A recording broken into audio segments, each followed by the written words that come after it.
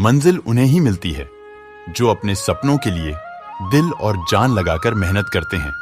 सच तो हम बहुत पहले से जानते थे, बस देखना चाहते थे कि लोग झूठ कहां तक बोल सकते हैं। कभी ऐसे भी दिन थे जब महिला का वस्त्र हरण होता था तो महाभारत हो जाती थी, और आज ऐसे भी दिन है कि घर में महिला को पूरे वस्त्र पहनने के लिए कहो तो महाभारत हो जाती है। अनुचित बनो, क्योंकि उचित और सकारात्मक उन चीजों को हासिल नहीं कर सकती जो दुनिया को बदल सकती है।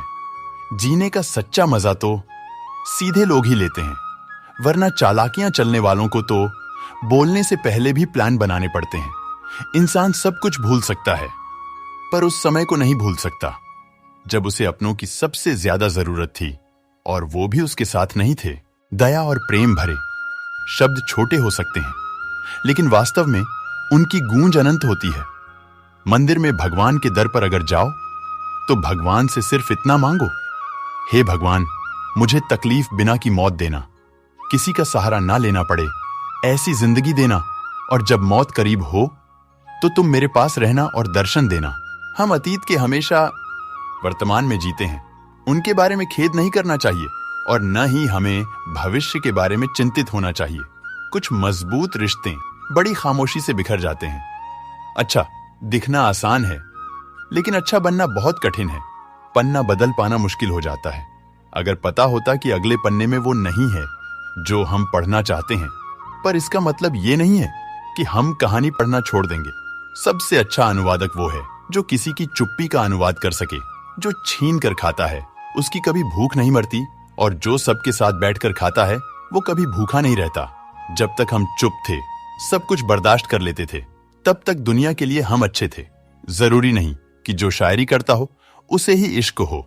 जिंदगी भी जख्म बेमिसाल देती है।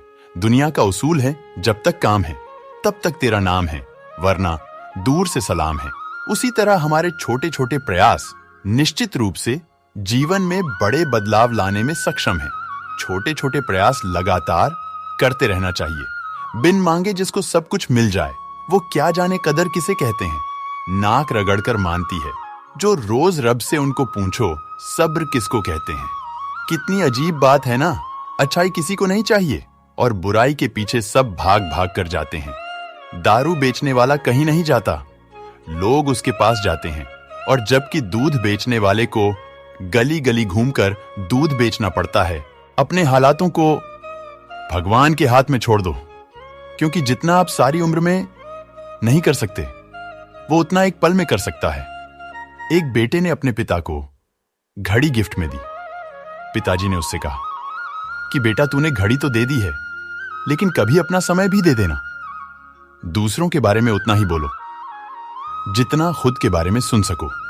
जिंदगी में चालाकियां कितनी भी कर लो, लेकिन तुम्हें मिलेगा तो तुम्हारी नियत के हिसाब से ही। दुनिया में किसी पर ज्यादा निर्भर न रहे, क्योंकि जब आप किसी के साए में होते हैं तो आपको अपनी परछाई नहीं दिखती। अगर आप एक पेंसिल बनकर किसी की खुशी नहीं लिख सकते, किसी का दुख तो मिटा सकते हो। कर्म का नियम है, अगर आप अपनी और अपनी आने वाली पीढ़ी की जिंदगी में सुख और शांति चाहते हैं, तो गलती से भी इन 3 जगह के पैसे कभी मत खाना। जब तक आप खुद पर विश्वास नहीं करते, तब तक आप भगवान पर विश्वास नहीं कर सकते। दूसरे भाग में हमें सलाह दी गई थी कि सत्य के वचन का ठीक से उपयोग करें। हार मानकर बैठने का अर्थ हमेशा के लिए पराजित होना है। मंदिर, भागीदार और संयुक्त परिवार, क्योंकि इन 3 जगह से लिया हुआ एक भी पैसा पचाने की ताकत कुदरत ने इंसान को नहीं दी है और ना कभी देगा। अगर चरित्र कपड़ों से निर्धारित होता है, इसलिए कपड़े की दुकान को मंदिर कहा जाता था। मनुष्य अपने जन्म से नहीं, बल्कि अपने कर्मों से महान माना जाता है। हाल पूछने से कौन सा हाल ठीक हो जाता है, बस एक तसल्ली हो जाती है कि इस भीड़ भरी दुनिया में कोई अपना भी है। डर को त्याग दो, डर ही तुम्हारा सबसे बड़ा दुश्मन है। कपड़े तो ब्रांडेड खरीद सकते हैं, लेकिन संस्कार किसी दुकान में नहीं मिलते। आग में आग नहीं डालनी चाहिए, अर्थात क्रोधी व्यक्ति को अधिक क्रोध नहीं दिलाना चाहिए। रुप और रुपए पर कभी घमंड मत करना, क्योंकि गरीबी और बीमारी कभी पूछकर नहीं आती। आजकल कहां मिलता है कोई समझने वाला, जो भी मिलता है समझाकर चला जाता है।